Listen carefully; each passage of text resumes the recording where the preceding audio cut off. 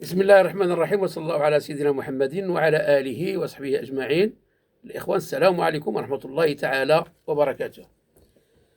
عندنا جوج مواضيع غنتكلموا عليهم في هذا الفيديو إن شاء الله وباختصار. غنتكلموا على المنتخب المغربي، على فوزه على المنتخب المصري بجوج أهداف مقابل هدف واحد، وأمريكا.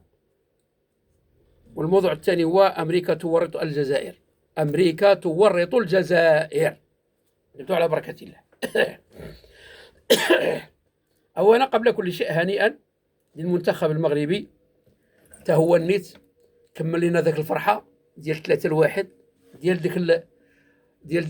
ديك الدول المحتل، يعني المتحالفين، هذوك اللي تحالفوا على المغرب.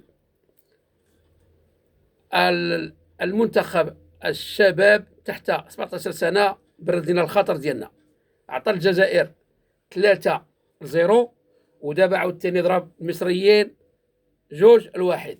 يلا راه ما تحالفوا على المغرب. المغرب ديما غيطحنكم مادام نتوما كتكرهوا المغرب. سبحان الله العظيم، وحنا غير الفوق. مادام نتوما كتحسدونا وحنا غير الفوق، ما كاين على انتصار. والمغرب هو اللي غيعصر لكم الخلف العينين ديالكم. دابا المصريين راهم في واحد الحاله يرثى لها، حاله يرثى لها. المهم كملوا لنا الفرحه ديال الجزائر، بردوا لنا الغدايد. دابا كملوا لنا عاوتاني دابا بردوا لنا الغدايد. هذيك اللي احتفلوا مع السنغاليين على الوهم، مصر والجزائر اللي كانوا محتفلين مع السنغال. كلنا سنغال. المهم شدوا مزيان 2-1. المهم 3 نقاط. المغرب في الصدارة، بغيتو ولا كرهتو، ما عمركم غتلحقوا المغرب. هنيئا من طنجة للقويرة، هاد الفرحة حتى هي تاني. غنرجعوا للموضوع الثاني. أمريكا تورط الجزائر. دابا أمريكا لقات ملي غدوز للجزائر بهاد الدارجة. يعني غنشرحوا هادشي مزيان باش كلشي يفهم. أمريكا لقات باش تدوز للجزائر. دابا الجزائر فورطة بما تحمله الكلمة معنى من ورطة. دابا الجزائر مابقاتش كتفكر في الصحراء الغربية ولا في الصحراء ولا تقرر المصير ولا كتقلب فوق راسها. دابا الجزائر خصها تفك غير راسها. دابا البوليزاريو رسميا منظمة إرهابية، والجزائر تمول الإرهاب، دولة تحتضن الإرهاب. دابا أمريكا غتقول لها انتي كتحتضن الإرهاب. دابا الجزائر اش غدير؟ واش ما غتموش بوليزاريو مزيان؟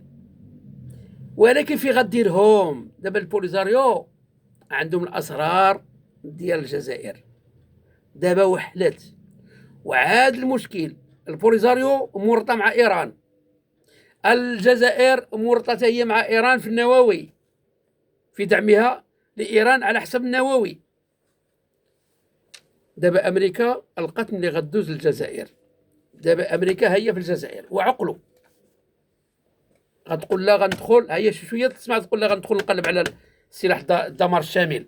إيران خزنة عندك سلاح الدمار الشامل، وعندك مخزون، عندك علاقة مع إيران. لأن ما غيدخلوا لإيران ويقلبوا، وإلا ما لقاوش، وخا يلقاو أما لقاوش هم في الجزائر، غيجوا حتى للجزائر عاوتاني، عاوز يبقى يقلبوا على السلاح الدمار الشامل. الجزائر فورطة بما تحمله الكلمة من معنى. دابا المشكل ديال الجزائر هما عندهم الفلوس وعندهم الغاز وعندهم البترول. هما عوضا ما يمشيو يخدموا على راسهم ويديروا المشاريع ديالهم مقابلين المغرب. دابا المغرب كيدير في المشاريع، هما حاضينه. المغرب كيدير في الشركات ديال السيارات والسدود والى اخره. هما حاضين. هما اش كيديروا؟ هما حاضين على المغرب. هما حاضين على المغرب. حزن المغرب كيفرحوا، فرح المغرب كيحزنوا. هما الشغل ديالهم الواحد مقابلين المغرب. دابا المغرب عنده لا كونطابيليتي ديالو. دابا المغرب بلا ما يدير لا كونطابيليتي ولا شي واحد مكلف له بالحساب، لا. في راس العام يمشيو على الجزائر. الجزائر تعطينا شحال ربحنا وشحال دخلنا، لان هما مقابليننا، هما كيحسبوا لنا. اذا هنا فاش الانسان خصو يديها في راسو. دابا الجزائر كون كان داكشي اللي عندها داتها في راسها وخدمت البلاد ديالها، وداك الفلوس اللي خسرت خدي 50 سنه وهي كتخسر الفلوس على الارهاب، على البوليزاريو، حتى كانت دارت بهم مشاريع في البلاد ديالها، وراها بخير وعلى خير، كره ما خصها حتى شي حاجه، كره ما عندهاش حتى المشاكل. دابا الجزائر غارقه مشاكل، غارقه مشاكل. علاش؟ لان خلات الشغل ديال، يعني هي ما كديرش الشغل، ما كتخدمش، حاضيه المغرب، حاضيه المروك والمخزن والقجع. هذا هو المشكل. ودابا سيدي الجزائر راها كتطلب على السله بالعنب، باش نزيدكم الخبيره هذه. دابا الكرده تلوات على الجزائر، تلوات عليه واحد التلويه، وما دوك الكرده ما غتقطع ما غتفك. ودابا امريكا هذه هي الطريقه باش غدوز للجزائر. هي قالت لك خصك تمول هذه المشاكل اللي كاينه في هرمز ديال ايران، هذه الحرب اللي كاينه في ايران. دابا خصك تعطي الغاز لاسرائيل. قالت سمعا وطاعه. دابا راها ضروري قالت الامريكان مرحبا. دابا اش بغات دير؟ دابا دوزاتو على الطليان، على ايطاليا، عبر الاراضي الايطاليه. زعما حقا ما فرسناش، حنا كنعطيو الغاز، حنا كنعطيوها لايطاليا. لا، داكشي دايز مخفي على الاراضي الايطاليه، عبر ايطاليا. والمسائل وهاد الاخبار وهذا الشيء كله، كل شيء تفضح، وكل شيء ولا دابا عادي. دابا الجزائر ولات مكشوفه بان هي اصلا من 2021 و22 كاين صفقات دازوا ديال الغاز والبترول لاسرائيل، ولكن دابا كانت داكشي مخفي. اما دابا كل شيء طلع على الماء، كل شيء طلع من الفوق، ما بقاش طويله، دابا ولا فوق الطاوله. وامريكا لقات السبه للجزائر. دابا عندما يدوز ليها، غدوز ليها عن طريق البوليزاريو، وغدوز ليها عن طريق ايران.